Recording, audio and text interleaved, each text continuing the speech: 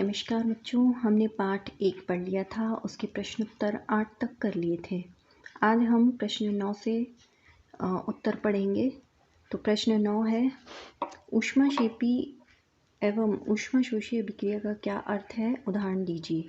तो ऊष्माक्षेपी अभिक्रिया और ऊष्माशोषी अभिक्रिया, यहाँ पर मैंने क्योंकि अंतर के हिसाब से लिखा है, आपको अंतर के हिसाब से याद कर लेना है। ऐसी अभिक्रिया जिसमें उत्पाद के साथ ऊष्मा निकलती है उसे ऊष्माक्षेपी अभिक्रिया कहते हैं। यानी कि इसमें क्या निकलती है, ऊष्मा, और इसमें अभिक्रिया होने के लिए ऊष्मा की आवश्यकता होती है। इसमें तो ऊष्मा निकलती है और इसमें ऊष्मा की आवश्यकता होती है, यानी कि ऊष्मा की उपस्थिति में ये अभिक्रिया होती है।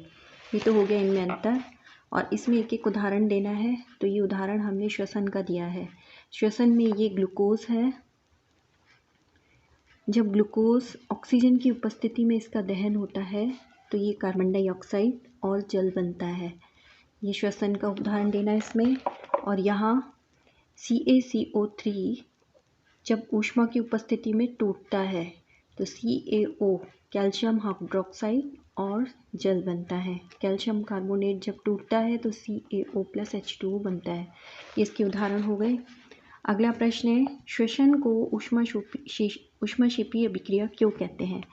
श्वसन को ऊष्माक्षेपी अभिक्रिया इसलिए कहते हैं क्योंकि श्वसन में ग्लूकोज यानी कि जो हम खाना खाते हैं, वो खाना जो पचता है, उस खाने से ऊर्जा निकालने के लिए वो खाना होता है ग्लूकोज। तो ये ग्लूकोज क्या होता है, हम जो सांस लेते हैं ऑक्सीजन में, उस ऑक्सीजन से क्रिया कर लेता है और क्रिया करके यानी कि दहन होता है। और उसके साथ फिर जब दहन होता है तो बदले में क्या निकलती है, CO2 और H2O बनता है। हमको अभिक्रिया के रूप में लिखना है तो ये C6H12O6 ग्लूकोज है। ये ऑक्सीजन जो हमने सांस में ली, ये तो जो खाना पचा है ग्लूकोज वो है, और ये जो हमने सांस ली है उसमें ऑक्सीजन ली है। अब हम ऑक्सीजन लेंगे तो क्या निकालेंगे, CO2, और क्या बनेगा 6H2O और ऊर्जा बनेगी। तो क्योंकि इसमें ऊष्मा निकलती है, ऊर्जा निकलती है, इसलिए इसको बोलते हैं ऊष्माक्षेपी अभिक्रिया। नेक्स्ट क्वेश्चन है, वियोजन अभिक्रिया को संयोजन अभिक्रिया के विपरीत क्यों कहा जाता है। संयोजन और वियोजन दोनों विपरीत अभिक्रियाएं हैं। संयोजन में क्या होता है, दो या दो से अभिकारक भाग लेते हैं। दो या दो से अधिक अभिकारक इसमें भाग लेते हैं, जबकि इसमें कितने अभिकारक भाग लेते हैं, एक। संयोजन में यानी जुड़ना, इसमें क्रिया होती है जुड़ने की, इसमें क्रिया होती है टूटने की, और इसमें उत्पाद कितना बनता है, एकल, और इसमें उत्पाद बनते हैं अधिक। तो अगर हम वैसे लिखने के हिसाब से बोलेंगे तो हम बोलेंगे कि संयोजन अभिक्रिया में दो या दो से अधिक अभिकारक मिलकर या जुड़कर एकल उत्पाद बनाते हैं, जबकि वियोजन अभिक्रिया में एक अभिकारक टूटकर दो या दो से अधिक उत्पाद बनाते हैं। अब इसमें मैंने यहाँ पर लिखा है कि अभिकारक जो होते हैं इसमें कितने हैं, दो या दो से ज़्यादा संयोजन में, जबकि इसमें वियोजन में अभिकारक कितना है, एक। जबकि इसमें उल्टा है, उत्पाद संयोजन में उत्पाद बनता है एक, जबकि इसमें उत्पाद बनते हैं दो या दो से ज़्यादा। इसमें अभिक्रिया होती है अभिकारकों के जुड़ने से, इसमें अभिक्रिया होती है अभिकारकों के टूटने से। तो ये हो गया इसमें अंतर। अब इसके उदाहरण की बात करें तो उदाहरण है C+O2, यानी कि संयोजन में जब कोयले का दहन बोलते हैं इसको, कोयले के दहन में कोयला C+O2 क्या बनी, CO2। तो इसमें अभिकारक कितने हैं, दो, जबकि इसमें अभिकारक कितना है, एक। चूना पत्थर जब टूटेगा, वियोजन होगा, तो कैल्शियम हाइड्रोक्साइड और जल बनेगा। अब हम आ जाते हैं नेक्स्ट प्रश्न पर, 12वां प्रश्न। 12वां प्रश्न है हमारा,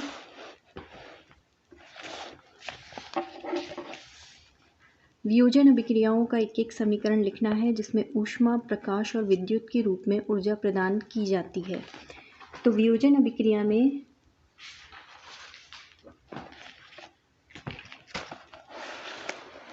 जब हमने पढ़ा था तो हमने यहाँ पर हमें ऊष्मा, विद्युत और प्रकाश तीनों की अभिक्रियाएं पढ़ी थी। तो सबसे पहले हम ये छोटी एक अभिक्रिया याद कर लेते हैं, ऊष्मा वाली, CaCO3 कैल्शियम कार्बोनेट यानी चूना पत्थर ऊष्मा की उपस्थिति में जब टूटेगा तो क्या बनेगा, कैल्शियम ऑक्साइड और H2O। ये किसकी उपस्थिति में हो रही है? ऊष्मा की उपस्थिति में। तो एक उदाहरण तो ये हो गया। दूसरा उदाहरण हो गया ये वाला 2AgCl प्रकाश की उपस्थिति में। उसमें लिखा है प्रकाश, विद्युत और ऊष्मा तीनों की उपस्थिति में एक एक अभिक्रिया लिखनी है। तो ऊष्मा की उपस्थिति में तो हमने बता दी, ये प्रकाश की उपस्थिति में है। जब AgCl प्रकाश की उपस्थिति में वियोजित होगा तो किस में टूटेगा? Ag और Cl2 में। तो ये हो गई हमारी प्रकाश की उपस्थिति में। अब हमें करनी है विद्युत की उपस्थिति में। तो विद्युत की उपस्थिति में भी यहाँ मैंने लिख रखी है, ये होती है विद्युत की उपस्थिति में H2O यानी जल का निर्माण। H2O जब वियोजित होता है तो किस में बदलता है? हाइड्रोजन गैस और ऑक्सीजन गैस में। तो ये हमारी तीनों अभिक्रियाएं हो गई है वियोजन की। अब हम आगे प्रश्न पढ़ते हैं। आगे प्रश्न है विस्थापन और द्विविस्थापन अभिक्रियाओं में क्या अंतर है? इन अभिक्रियाओं के समीकरण लिखिए। तो विस्थापन और द्विविस्थापन अभिक्रियाएं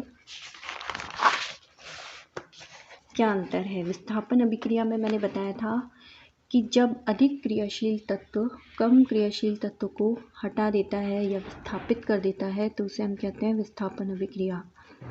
जैसे कि इसमें है विस्थापन अभिक्रिया में Fe यानी कि लोहा जो है वो CuSO4 से अभिक्रिया करता है तो CuSO4 को विस्थापित कर देता है, यानी कि CuSO4 को हटा देता है। यहाँ देखिए CuSO4 अलग हो गया और जहाँ CuSO4 था वहाँ पर क्या आ गया? Fe। इसलिए इसने इसको विस्थापित कर दिया, इसलिए ये विस्थापन अभिक्रिया कहलाती है। तो ये फेरस कॉपर को हटा देगा और फेरस सल्फेट बनेगा और कॉपर बनेगा। ये हो गया विस्थापन अभिक्रिया का उदाहरण। विस्थापन की अभिक्रिया किसे कहते हैं ये हम बता चुके हैं, जब अधिक क्रियाशील कम क्रियाशील तत्व को विस्थापित कर देता है। द्विविस्थापन अभिक्रिया क्या होती है? वे अभिक्रिया जिसमें आयनों का आदान प्रदान होता है या विस्थापन 2 बार होता है तो उन्हें हम कहते हैं विस्थापन अभिक्रिया। ये हम पाठ में पढ़ चुके हैं पहले भी। और इसमें क्या होता है, इसमें उदाहरण हम देंगे सोडियम सल्फेट यानी Na2SO4 जो है वो BaCl2 से जब क्रिया करेगा तो BaSO4 बनेगा और NaCl बनेगा। BaSO4 जो है वो पानी में विलयन में अविलय होता है यानी नीचे जम जाता है। तो जब नीचे जम जाता है तो उसे हम बोलते हैं अवक्षेप। तो इस प्रकार इसमें 2 विस्थापन हुए। क्या क्या विस्थापन हुआ? एक तो सोडियम का हो गया Cl के साथ और एक SO4 Ba का हो गया SO4 के साथ। तो ये दोनों विस्थापन के कारण से कहते हैं द्विविस्थापन अभिक्रिया। अगला प्रश्न पढ़ते हैं। अगला प्रश्न है प्रश्न नंबर 14। सिल्वर के शोधन में सिल्वर नाइट्रेट की विलयन से सिल्वर प्राप्त करने के लिए कॉपर धातु द्वारा विस्थापन किया जाता है। इस प्रक्रिया के लिए अभिक्रिया लिखनी है। तो अभिक्रिया हम लिखेंगे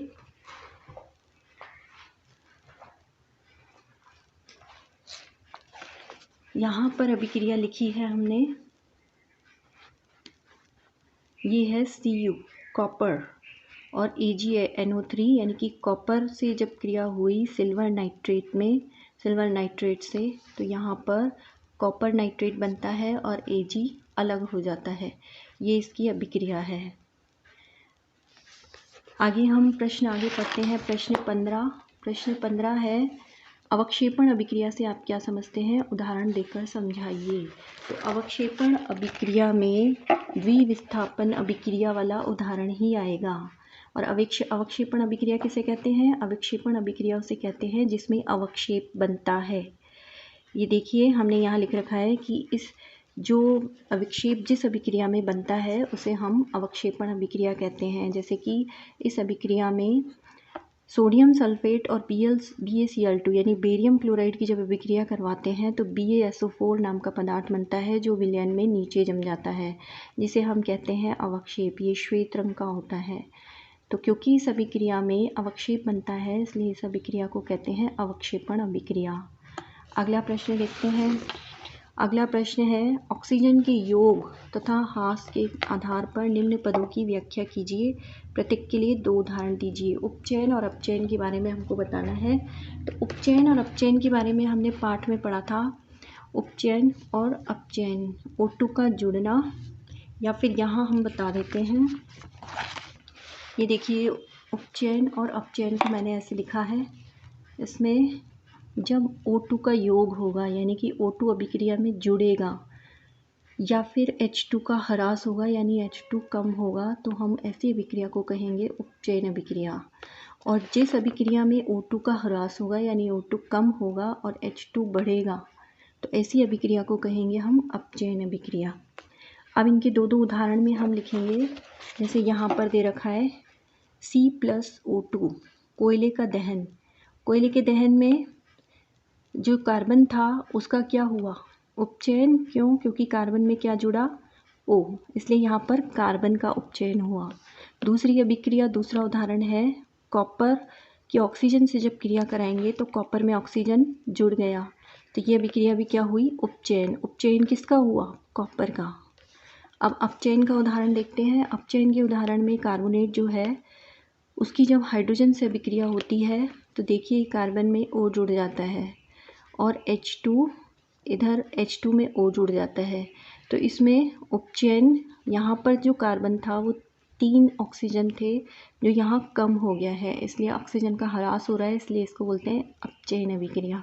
इसी तरह यहाँ पर भी कॉपर जो था उसमें ऑक्सीजन था, कॉपर ऑक्साइड था, ऑक्सीजन हट गया तो यहाँ पर आ गया Cu, कमी हो रही है इसलिए अभिक्रिया हुई अपचयन। किसका अपचयन, कॉपर का अपचयन। इसमें किसका अपचयन हुआ, कार्बन का अपचयन। तो इस प्रकार अपचयन और उपचयन अभिक्रिया हो रही है। अगला प्रश्न है, एक भूरे रंग का चमकदार तत्व X को वायु की उपस्थिति में गर्म करने पर वह काले रंग का हो जाता है।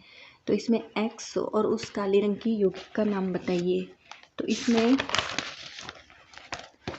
X जो है वो कॉपर है और काले रंग का जो पदार्थ है वो कॉपर ऑक्साइड है। इसकी अभिक्रिया कैसे होगी, जब कॉपर ऑक्सीजन से क्रिया करेगा तो कॉपर ऑक्साइड यानी काले रंग का पदार्थ बनेगा। कॉपर भूरे रंग का पदार्थ था, जब वह ऑक्सीजन से क्रिया करेगा तो काले रंग का पदार्थ बनेगा, कॉपर ऑक्साइड CuO। अगला प्रश्न है, लोहे की वस्तुओं को हम पेंट क्यों करते हैं। लोहे की वस्तु को हम पेंट संक्षारण से बचाने के लिए करते हैं, यानी कि जंग लगने से बचाने के लिए करते हैं। अगला प्रश्न है, तेल और वसा युक्त खाद्य पदार्थों को नाइट्रोजन से प्रभावित क्यों किया जाता है। उपचयन रोकने के लिए, क्योंकि उपचयन अगर होगा तो तेल और वसा युक्त पदार्थों में गंध और स्वाद में अंतर आ जाएगा, इसलिए हम उसमें ऑक्सीजन को हटाकर नाइट्रोजन भर देते हैं। निम्न पदों का वर्णन कीजिए। संक्षारण और विकृत गंधिता हमें बतानी है। तो यहाँ पर संक्षारण और विकृत गंधिता,